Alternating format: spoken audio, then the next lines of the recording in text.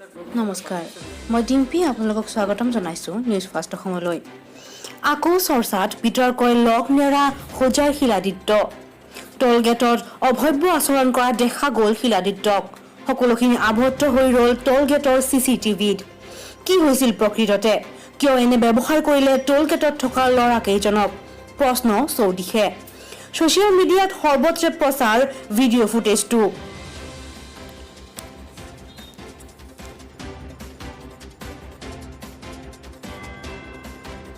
अंदर डूबने का परमिशन नहीं ना एमएलए हो चाहे जो भी।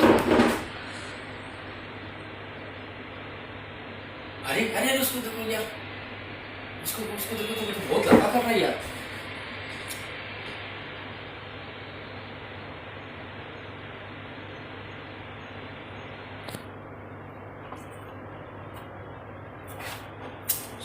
पैसा दे